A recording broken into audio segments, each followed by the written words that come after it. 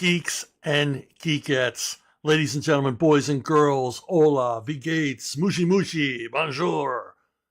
Welcome to another edition of Ask Chuck Dixon, where you get to ask me, a world esteemed, world celebrated, just it's party time wherever I go. Comic book creator, Chuck Dixon, you get to ask me questions about what I do for a living, and what I do for a living is I write comic books. Whoa. Living the dream. Seriously. Kian Kurji. Let's begin here with Kian. You like Romans. On which side do you fall on the Caesar-Pompey Civil War? Who is your favorite Roman emperor? And have you ever heard of the Masters of Rome series by Colleen McCullough? It is probably the most accurate historic fiction series of the Roman Empire you'll ever read, spanning from the time of Gaius Marius to Augustus. On the Caesar-Pompey War, I think Pompey got a raw deal. Here he was a war hero. You know, he was like the General Patton and Audie Murphy rolled into one of the Roman Empire. He'd been away for years and years and years fighting the Parthians and anybody else the Romans had a disagreement with. And he returns to Rome and figures he's going to be, a big wheel.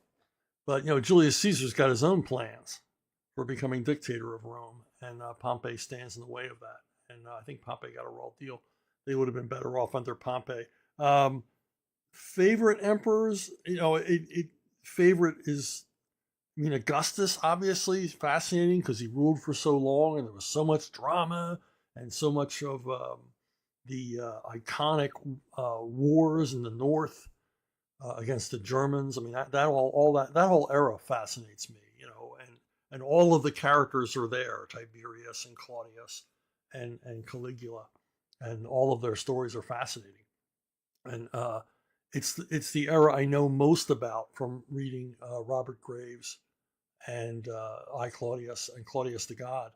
And, and obviously the most fascinating one from a sort of icky point of view would be Caligula. But I'm learning more and more about Caligula, and it turns out he got a bum rap. I mean, yeah, he was a goofball and a strange kind of guy, but a lot of the stuff they attribute to him really wasn't true. They were basically running down his reputation posthumously for political purposes, or basically creating this almost tabloid-like figure that they could keep telling crazy stories about. And yeah, he was kind of crazy, but he never promoted a horse to the Senate. And he didn't do a lot of the more bizarre and grisly and perverted things that they said he did. He didn't even look the way we picture him. We picture him as svelte and skinny and somewhat athletic. It turns out he might have been kind of pudgy and a little bit withdrawn and soft spoken. So. But it continues to fascinate me as I find out more and more about the truth behind some of the hype and hyperbole and tabloid type journalism of people like Suetonius and others. Why did I do that? But yeah, I'm fascinated with Rome. I read or heard a thing, and this is probably just an internet thing. Internet memes have replaced urban legends, but they say that most men think about the Roman Empire at least once a day. And I got to plead guilty. I probably do think about the Roman Empire at least fleetingly, at least once a day. And about the Colleen McCullough books, I think I read the first two and I did enjoy them. I don't know why I didn't continue. I don't know how many there were. Maybe I need to get back to them. But I've always had a fascination with the Roman Empire. I guess it's because when I was a kid, sword and sandal movies were a big deal. You used to go see them at the Saturday matinee, and they'd run them on TV. And everything seemed cool about the Roman Empire when you're a little kid, because let's face it, little boys are fascists at heart. And so the Roman Empire holds a great deal of attraction to them, and me included. Plus, I was really into Roman and Greek mythology in a big way. But it's funny because most boys anyway, were into Roman and Greek mythology when I was a kid. I guess for the same reasons I was. They saw these characters in the sword and sandal movies, and we went to the school library and there were lots of books on mythology. I read the Odyssey, the Iliad. I read about Theseus and Perseus and all those cats. And all of that led me to, the classical world, the ancient world, and a fascination with the Roman Empire.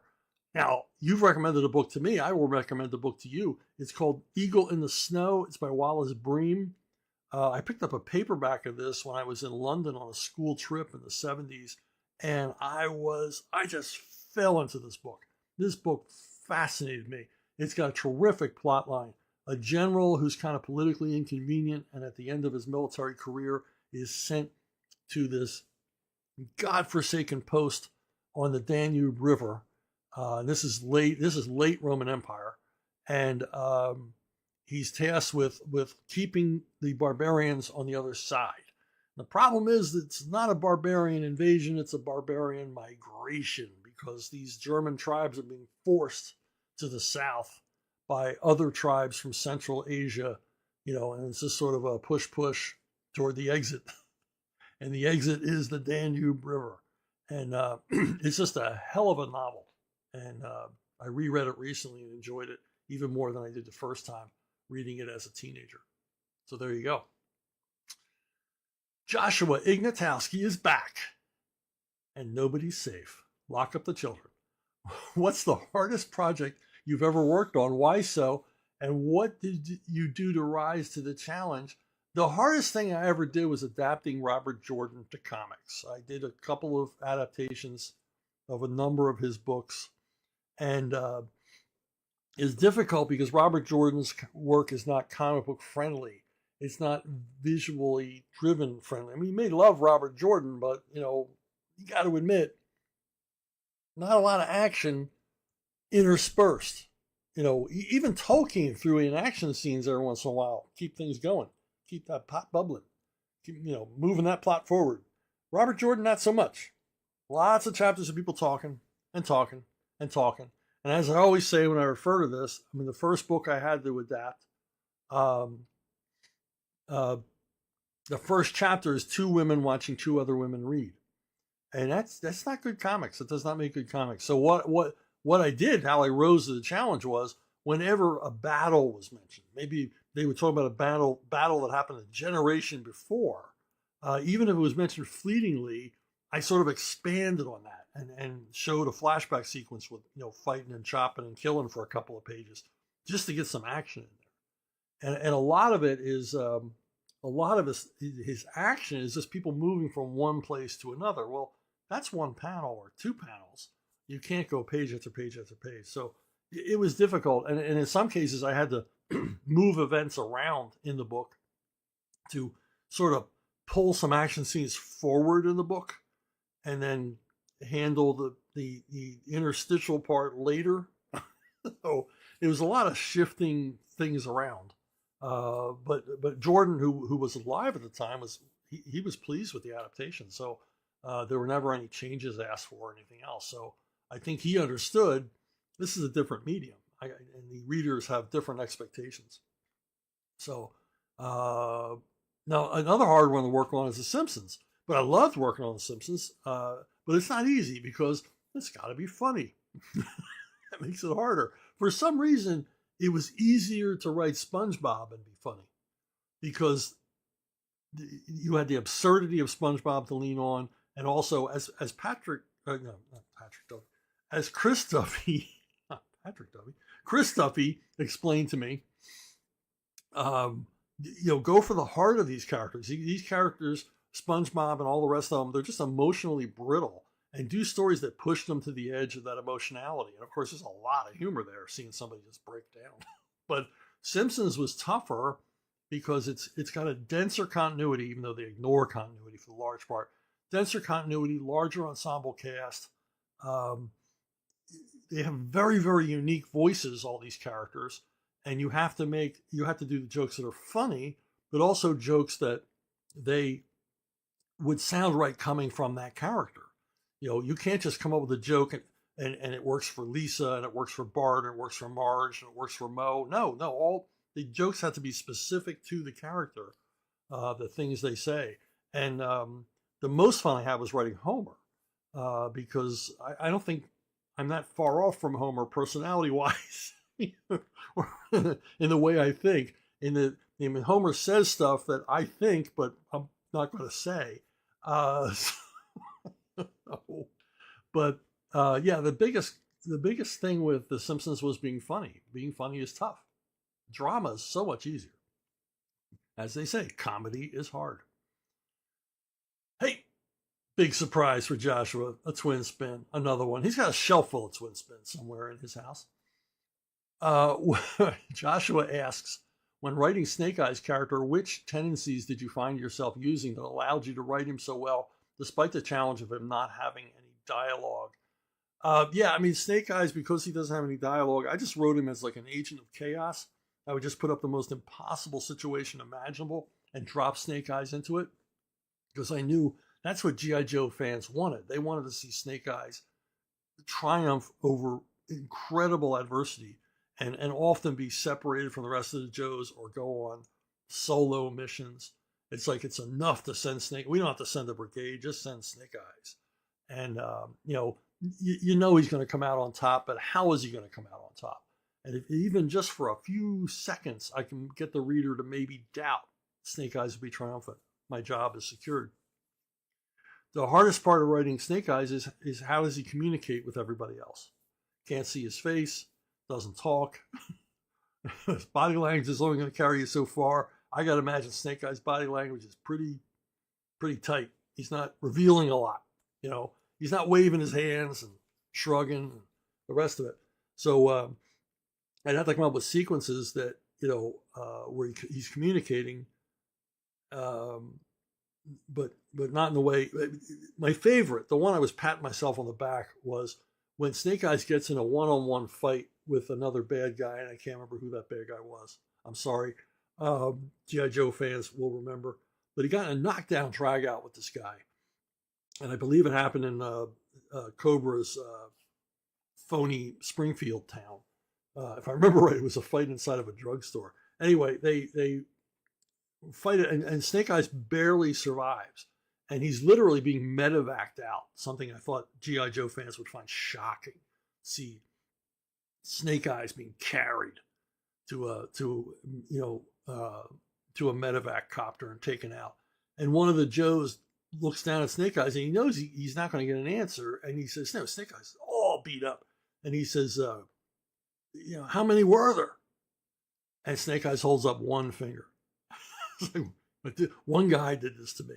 And then I have this reaction shot of the Joes, like they can't believe it. Like, what? One guy? Who the hell is this guy? That was, my favorite Snake Eyes scene that I wrote. My favorite Snake Eyes scenes of all time are all, of course, written by Larry Hama. Mr. Hama had, he showed the way on how to write Snake Eyes. Triple spin. But boom, another one for you, Josh. Another win, a hat trick. Joshua asks the uncomfortable question, got any favorite musicals?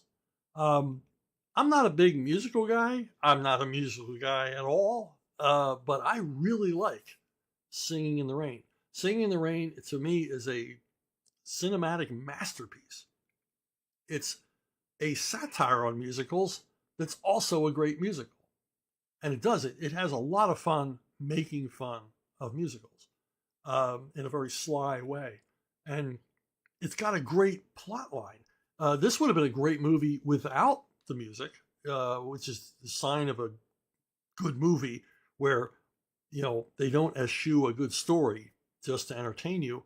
They had an actual plot line. And what the movie is, if you've never seen it, it's set in the era between the end of the silent era in Hollywood and the beginning of the talkies. And it shows all of these actors, Cary Grant and others, having to now talk on screen and for the first time, and all of the difficulties with sound engineering. And there's some really funny scenes that comes out of that. I mean, it is a musical comedy with an emphasis on comedy. And of course, you got Donald O'Connor and Debbie Reynolds in her first big role, and the energy's there. The dancing is amazing, of course, because it's why am I blanking on the name? It's that guy. Oh God. Anyway, it's weird. I can remember the character's name is Don. Anyway, I'll remember. But it's got some funny stuff. It's got some suspenseful moments, and of course the songs. It's a jukebox musical, what they call jukebox musical today, because they took hits from all these different eras, from basically from the era that it's from the 1920s, and instead of writing new music. And in some ways, it's not really a musical because often the songs interrupt the story rather than carry it. And in a good musical comedy, the the story should be carried along by the music scenes, not interrupted by them. And of course, you got the amazing and iconic "Singing in the Rain" sequence, which is just terrific. But everything from the color to the editing to the acting to the humor to the music itself, just absolutely amazing stuff. And it's one I'll watch and rewatch. I remember my first exposure to it was in a film class in high school, and our teacher said, "Well, we're going to watch Singing in the Rain today." And I'm like, "Oh my God, no, not a musical!" And then I fell in love with it. I really did love it. Now another musical I really like, and it's an MGM. What they do, these minor musicals, they shoot them in black and white. They were made for fast play at theaters, and they starred, like, at that time, second tier actors. Eleanor Powell, professional dancer. Red Skelton. I mean, this is like the beginning of his career. He's getting second billing here, beginning of his MGM contract. And Ship Ahoy is a favorite of mine because it's a really good Red Skelton comedy at its heart, but it's got a big ensemble cast. And Skelton plays a pulp writer who writes 3 pulps. So he's overworked, and he's a hypochondriac. He constantly thinks he's sick.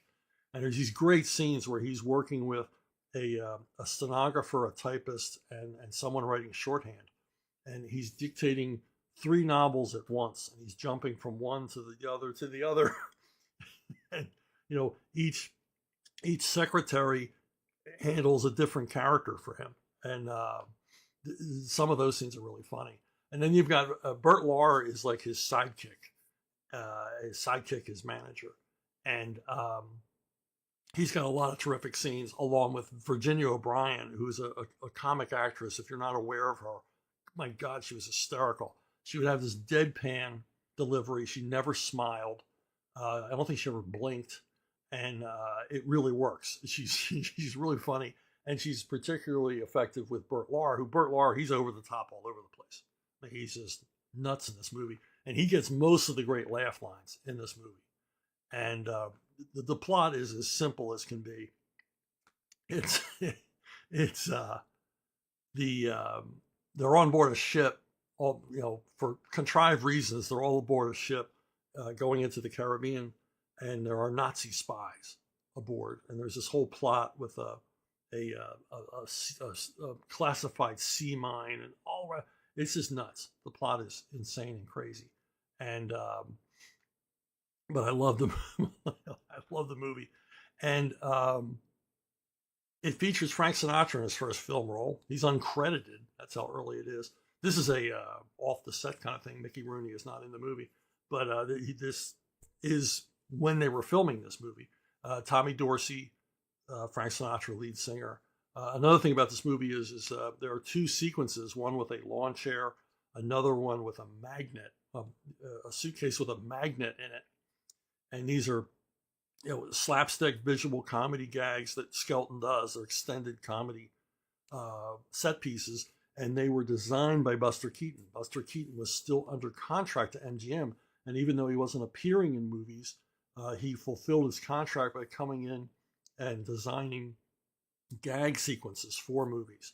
And the deck chair bit, Skelton trying to open and get into a deck chair, hysterical, and Keaton would come to the set and block that scene out and show Red how to do it. And then the magnet scene is funny one too, but it's a favorite. I love it. And it was originally called I'll Take Manila, and is made in 1941. And in the meantime, the Japanese invaded the Philippines, and they had to change the title to Ship Ahoy, and they had to change one of the songs in the movie from I'll Take Manila to I'll Take Tallulah, and they had to change Eleanor Powell's character name to Tallulah. So there's boy, you know way more about this movie than you ever needed to know. But if you ever get a chance to check it out, it is worthwhile. It's my wife and I love this movie. I think largely because Red plays a writer. Quadruple spin. For those of you still here after my in-depth analysis of an 80-year-old movie, Joshua Ignatowski says again, what would you say is the most cerebral sci-fi comic you've ever run across? I don't remember reading a cerebral sci-fi comic. I've read a number that wanted to be cerebral, but no, I can't think of one. But the most cerebral sci-fi author I've ever read is Arthur C. Clarke, because Arthur C. Clarke was just sharing his intellect with the reader. I mean, he was being cerebral. He wasn't like Neil Stephenson and people like that who are trying really hard to be cerebral and may be cerebral, but it's a little too much on display. And Clarke wasn't like that. He was just telling his stories, but a lot of his thinking process would spill out into them. I mean, things like Rendezvous with Rama, the anthologies of his short stories, Childhood's End. I mean, when I read these as a teenager, this blew my mind. And really sort of expands your thinking, gets your imagination working. I mean, that's cerebral, right?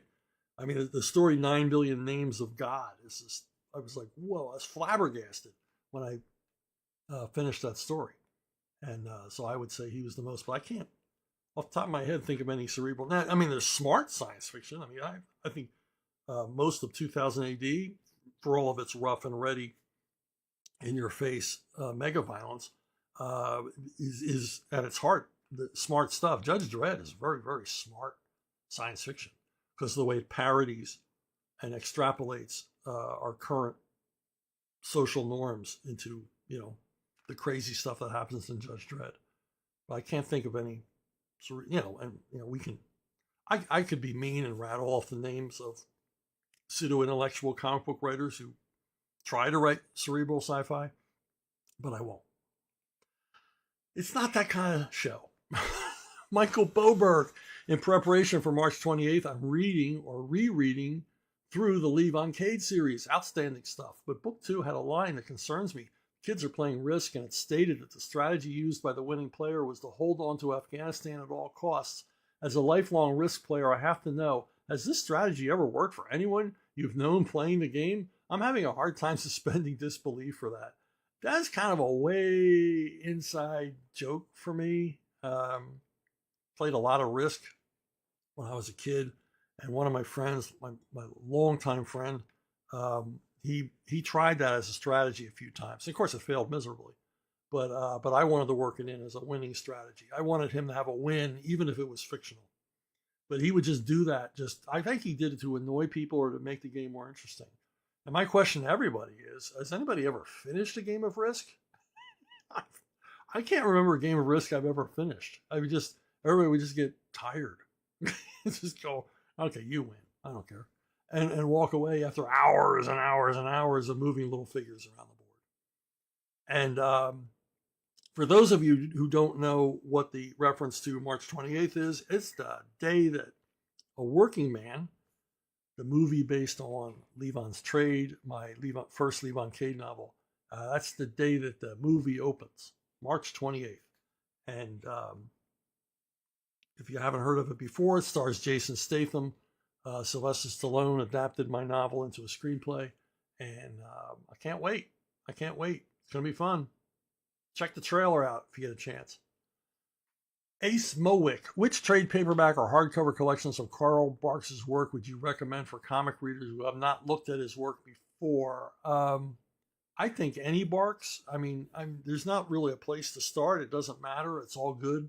If you want to go high end, the Fantagraphics hardcover series is hard to beat. I mean, it's just beautifully restored, beautifully printed. Um, these are really nice editions. These are the Carl Barks editions that Carl Barks fans have always dreamed of. And they're on matte paper. I mean, it's just beautiful, beautiful, beautiful, beautiful stuff. But, any Barks is good. I mean, I think the old Gladstone, like European comic album sized volumes, I think you can find them pretty reasonable on eBay. I mean, I don't know. I haven't checked. But there's plenty of Barks out there. And it doesn't, we really don't have to start at the beginning. You can start anywhere. And the stuff is good. Ashley Kronk 73, may I ask you who you think is the most altruistic member of the Bat family? I feel that a lot of people would point to Nightwing, but while I think he's incredibly charming and likable, he doesn't compare to the loyal Alfred Pennyworth or the compassionate Tim Drake. What do you think? I said, well, I think Batman is largely pretty altruistic. I mean, he's a multi-billionaire. He doesn't have to do this. He could be, he could be on the beach of his own private island. He could be doing whatever he wants to do. Sleep late, stay out late. Eat candy all day. There's nobody's telling him what to do, but he's Batman. And I think he began his crusade against crime as a vow to his parents. But I think over time, in my mind anyway, he now feels he owes a duty to Gotham City, that he's become an important part of the crime fighting apparatus of Gotham City. Also, he's got an awful lot of supervillains who are, like his personal enemies. Yeah, they would be running rampant all over Gotham, but I think he feels kind of a responsibility to take down the Joker, the Riddler, Killer Croc whenever they appear, because they're beyond the means of the Gotham City Police Department. So I think, he's very altruistic. There's a sense of duty there, a sense of loyalty and dedication to his community. But you're right, Alfred is undyingly loyal, steadfast, always there. Stories where they have Alfred quitting and stuff like that. It's like, that would ever happen. Like, Alfred's never going to quit. He's seen it all. He's been through it all. He knows Bruce is never going to listen to him. He's just there to gently advise, gently prod, and then, patch the guy up when he gets back after he's made some terrible error that Alfred warned him about or tried to warn him about. So yeah, Alfred is he's the fantasy figure of the servant class, the servant character, the Jeeves to Bruce Wayne's Bertie Wooster, and loyal sidekick and a capable individual all around, the perfect, absolutely perfect person in the perfect place to be assisting his young ward, or his young master, I should say. But let's not forget Barbara Gordon. Barbara Gordon suffered traumatic, horrible injuries. No one could blame her if she just sort of, went away, lived in a convalescent home or just isolated herself from the world. The psychological trauma, physical trauma she suffered was horrifying. And yet she returns and she uses her, vast intellect and, she basically learns new skills so she can continue to fight crime just as effectively from her lair as she did on the rooftops as Batgirl. And I think you have to see her as altruistic, and she's serving, at least when I was writing the book, she was serving like the entire DCU superhero lineup. If you needed information, if you needed data, if whatever you needed, she would get it for you. And she took on, a vast job. I mean, she took on the job of like 100 people and just doing it all by herself, to keep it secret, to keep it close, to keep it contained. And, that's altruism in a nutshell, isn't it? Philip Burnett.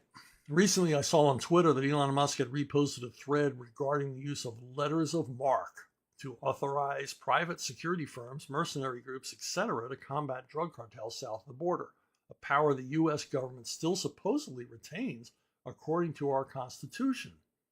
My questions to you would be, how is this not the most badass premise for an ensemble cast action story ever? And when will you have time to write it? And two, do you think this would be a beneficial idea to implement for combating cartels, or do you suppose it would backfire spectacularly in the real world?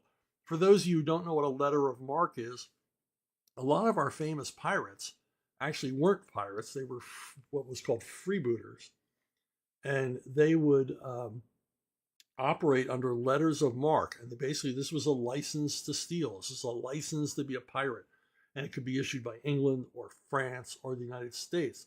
John Paul Jones, famous Revolutionary War hero, was in reality a pirate.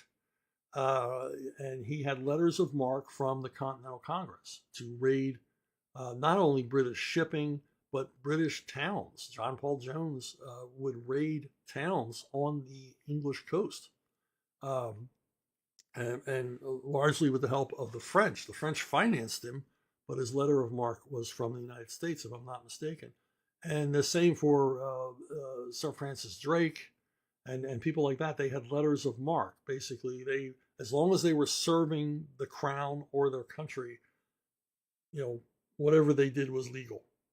Now, of course, if the Spanish or the French caught them, they wouldn't consider those letters of marque legal. These are protect them from their own courts at home. An example of this is the famous Captain Kidd, who most of us only know by his name, had letters of marque from a consortium of New York banks. A bunch of banks invested to buy a ship for Thomas Kidd, hire him a crew, and have him sail off to the Indian Ocean to raid Muslim ships traveling from India to the Middle East for the Hajj, traveling to Saudi Arabia for the Hajj. And the bank saw this as an investment. And Kidd's job was to raid that shipping, bring it home, and the banks would pay him off a bonus, and then the banks would keep the lion's share of the profit of gold, silver, silk, whatever it was these ships were carrying. And Thomas Kidd failed at all of this, and when he returned to New York, the banks had him hung because he had violated his contract. He had violated his letters of marque. So it swung both ways. Now, would letters of marque to go after the cartel? First of all, yeah, it would make an awesome movie. But letters of marque today, we've already had that. And Blackwater.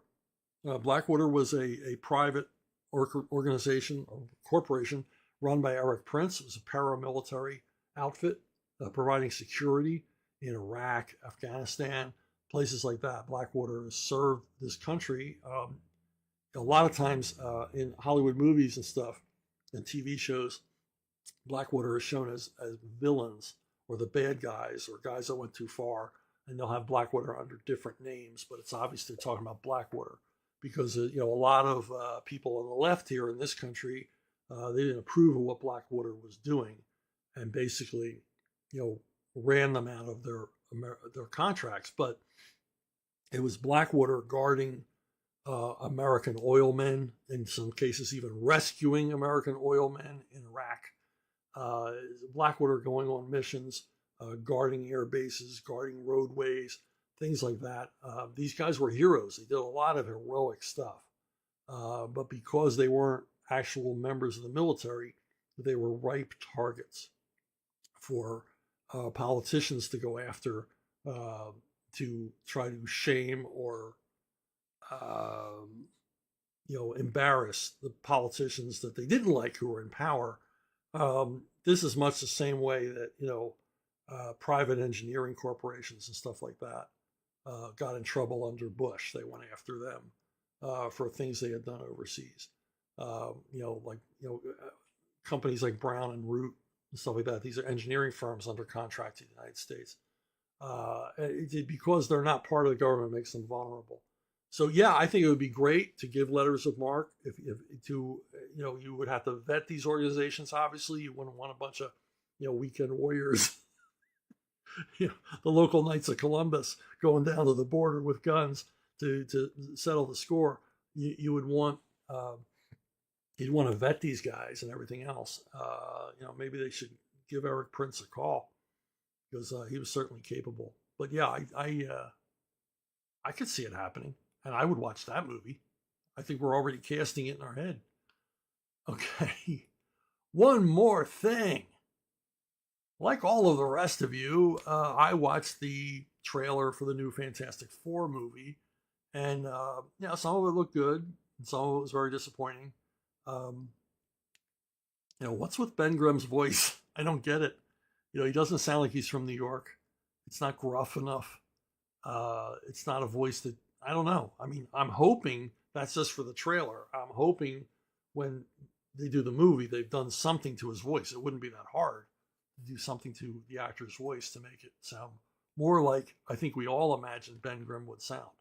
To me, Ben Grimm always just sounds in my head like Jack Kirby. Because I met Kirby a few times, and it's like, wow, this is Ben Grimm. I'm meeting Ben Grimm.